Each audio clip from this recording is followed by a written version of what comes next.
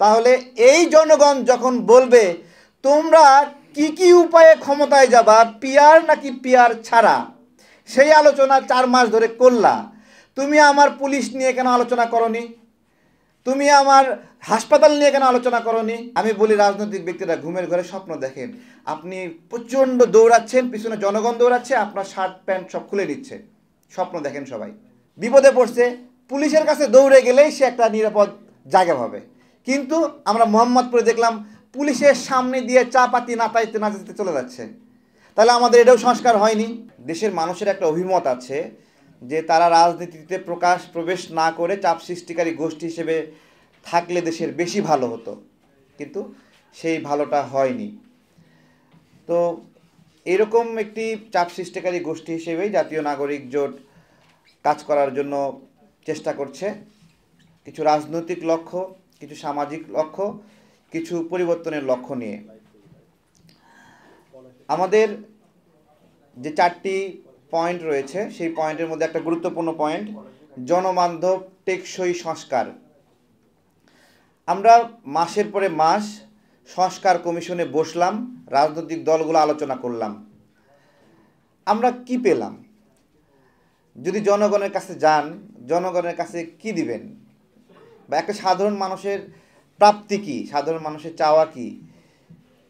আপনি একজন সাধারণ মানুষ কিন্তু সংবিধান বোঝে না, যে সংবিধানের 106-এ কি আছে, 107-এ কি আছে, এটা কিন্তু মানুষের অনুধাবন নাই। মানুষের অনুধাবন হলো তারা ভীষণ কষ্টে ছিল, সেই কষ্ট থেকে বাঁচার জন্য রাজপথে নামে আসছে এবং সেই নামে বিজয় অর্জন করছে, এবং সেই বিজয়ের পরে তারা আশা করেছিল তাদের স্বাস্থ্য ব্যবস্থা ঠিক হবে, তাদের শিক্ষা ব্যবস্থা ঠিক হবে, ভাঙ্গাচোরা লক্কর ঝক্কর পাবলিক বাসে আর চলতে হবে না, এগুলো মানুষের চাহিদা ছিল। সেই সংস্কারগুলো আমাদের দেশের মানুষ পেয়েছে কিনা? আমাদের হাসপাতালগুলো আমাদের পেরেশানি দূর করার ব্যবস্থা করেছে কিনা?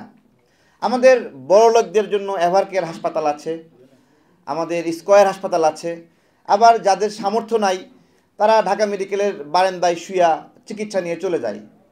এই সমাজের কিছু মানুষ 5,000 টাকা 10,000 টাকায় চিকিৎসা চায়, তাই এটা আছে। সেই 5-10 হাজার টাকা চিকিৎসায় ব্যয় করার সামর্থ্য যারা আছে তারা কি সেই সেবা পায়? তারা ঢাকা মেডিকেলে যাবে না এভারকেয়ারে যাবে? নাই কিন্তু। তো আমাদের যে সংস্কার আলোচনা, সেই সংস্কার আলোচনায় এগুলো একদমই গুরুত্ব পায়নি।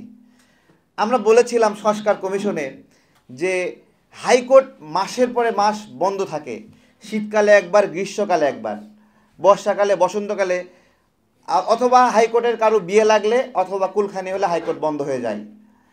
তো মানুষ বিচার পেতে কি পরিমাণ কষ্ট হয়, পেরেশানি হয়।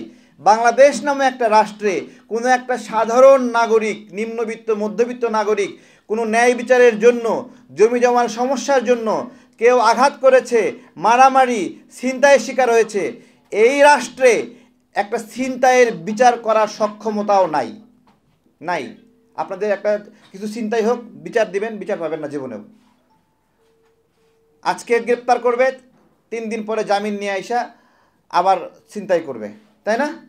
তো এই দেশের মানুষের তো একটা আকাঙ্ক্ষা ছিল যে গুলিস্তানে সে রিকশায় করে যাওয়ার সময় তার কানের দুলটা কেউ টান দেবে না। সেই সংস্কারে হাত দেওয়া হয়েছে? সেই সংস্কারে হাত দেওয়া হয়নি। পুলিশ দেখলে মানুষ ভয় পায় নাকি? এখন যেটা হয়েছে, পুলিশ দেখলে মানুষ ঠোল্লা মনে করে নাকি? তাহলে আগে পাইতো ভয় আর এখন তামাশা করে। কিন্তু পুলিশ হওয়ার কথা ছিল কেমন? বিপদে পড়ছে, পুলিশের কাছে দৌড়ে গেলেই সে একটা নিরাপদ জায়গা পাবে। কিন্তু আমরা মোহাম্মদপুরে দেখলাম পুলিশের সামনে দিয়ে চা পাতি নাতাইতে নাচাতে চলে যাচ্ছে। তাহলে আমাদের এটাও সংস্কার হয়নি?